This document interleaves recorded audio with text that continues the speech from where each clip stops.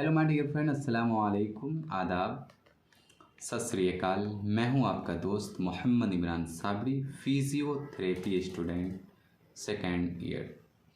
आज के इस वीडियो में हम जानेंगे पेशेंट, अगर कोई भी पेशेंट आपके पास आता है, आप किसी हॉस्पिटल या क्लिनिक या किसी हेल्थ केयर या ट्रस्ट चैरिटेबल सेंटर पे आप काम करते हैं, तो आपके पास तरह तरह की पेशेंट आते होंगे।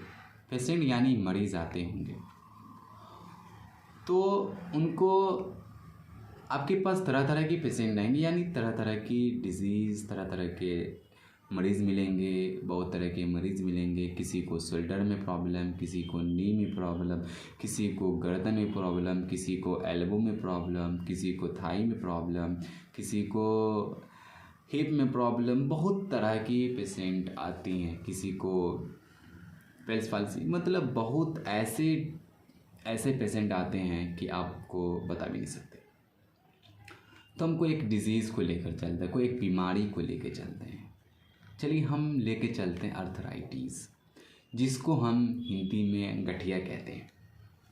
इस तरह का पेशेंट आपके पास आता है, तो क्या आप डायरेक्ट पेशेंट को ट्रीटमेंट स्टार्ट कीजिएगा? नहीं।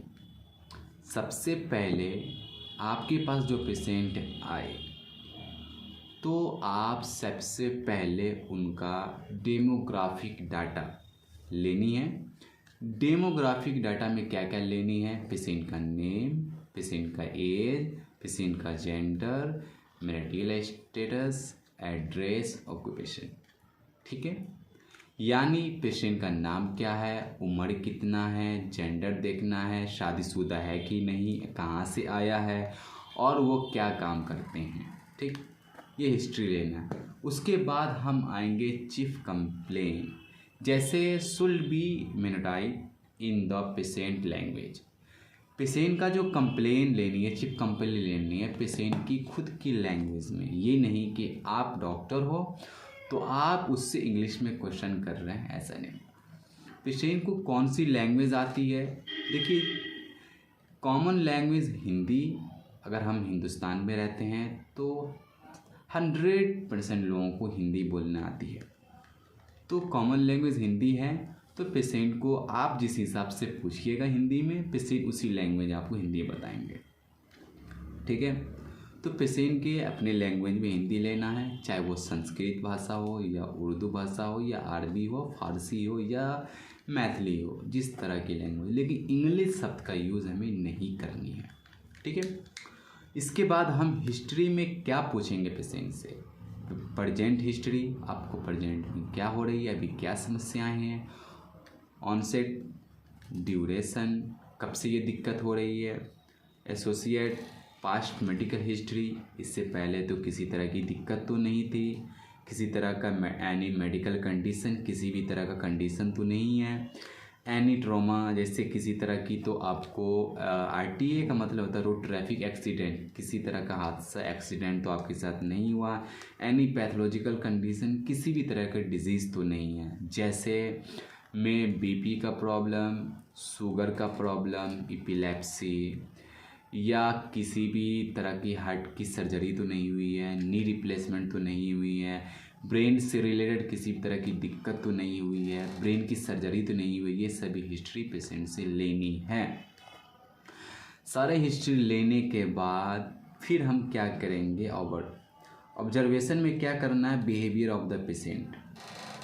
आपको बहुत तरह के पेशेंट मिलेगा। ऑब्जर्वेशन में क्या होता है, बहुत तरह आप आईसीयू, एचडीयू या किसी बड़े हॉस्पिटल में काम कीजिएगा तो तरह तरह के पेशेंट मिले। कोई पेशेंट गाली भी बकता है, कोई पेशेंट आपको मारता भी है, कोई पेशेंट आपको किसी भी इंस्ट्रूमेंट को लेकर उसको पटक के फेंक देगा।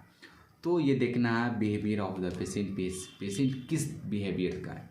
ठीक है, देखिए, ये अक्सर बिहेवियर का मतलब ये नहीं कह रहा हूँ। देखिए, पेशेंट बिहेवियर और ऑब्जर्वेशन में क्या होता है कि क्या पता पेशेंट मेंटली प्रॉब्लम हो, क्या पता न्यूरोलॉजिकल कंडीशन हो, क्या पता पेशेंट किसी सदमे में हो, बहुत सारे कारण हो सकता है।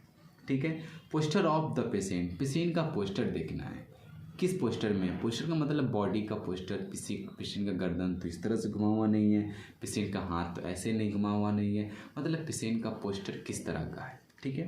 पेशेंट फेशियल एटीट्यूड, अक्सर पेशेंट को देखिएगा कि आपको देखकर मुंह घुमा लेगा, लेकिन मैं ये नहीं कह रहा हूँ, अक्सर पेशेंट देखता है कि डॉक्टर साहब आ गया भाई, मुझे ये करेंगे वो करेंगे, घुमा लेता है। लेकिन क्या होता है पता है? पेशेंट का बिहेवियर, यानी बिहेवियर मेडिकल से रिलेटेड भी आती है। पेशेंट को किसी तरह की दिक्कत होती है ना, तो उसका बिहेवियर चेंज हो जाता है। उसका फेशियल एटीट्यूड, मतलब मुँह फेस तो घुमा हुआ नहीं है, तो ये होगा फेशियल एटीट्यूड। उसके बाद हम देखेंगे स्किन कंडीशन। पेशेंट का स्किन में किसी तरह का रेडनेस तो नहीं है, किसी का तरह का दाना तो नहीं निकला हुआ है, सुपरफेशियल लीजन, किसी तरह का टेमर तो नहीं है, मतलब किसी तरह का इन्फेक्शन तो स्किन पे नहीं है। ठीक है। Type of the variation of tremor, मतलब बहुत तरह के ट्रेमर इन्फेक्शन होता है। लीजन मतलब इन्फेक्शन, बहुत तरह का इन्फेक्शन होता है। ये सारे हिस्ट्री जानने के बाद फिर आप पेशेंट का ट्रीटमेंट स्टार्ट कीजिएगा। देखिए, आप मेडिकल लाइन से आप पढ़े होंगे, हम थेरेपी किस पेशेंट को नहीं दे सकते हैं, इलेक्ट्रोथेरेपी मोडेलिटी किस पेशेंट को नहीं दे सकते हैं, एपिलेप्सी वाले पेशेंट को नहीं दे सकते हैं, पेसमेकर वाले पेशेंट को नहीं दे सकते हैं, प्रेगनेंसी पेशेंट को नहीं दे सकते हैं, ब्रेन से रिलेटेड जिसकी ब्रेन की सर्जरी हो उस पेशेंट को नहीं दे सकते हैं, किसी को किसी तरह का रट पड़ा हो या शोल्डर में या हिप में, तो उनको मतलब इलेक्ट्रोथेरेपी मोडेलिटी का यूज़ नहीं करनी है। ओके फ्रेंड, अगर मेरी वीडियो अच्छी लगी हो तो मेरी वीडियो को सब्सक्राइब शेयर कमेंट ज़रूर कीजिएगा। ओके, अल्लाह हाफिज़।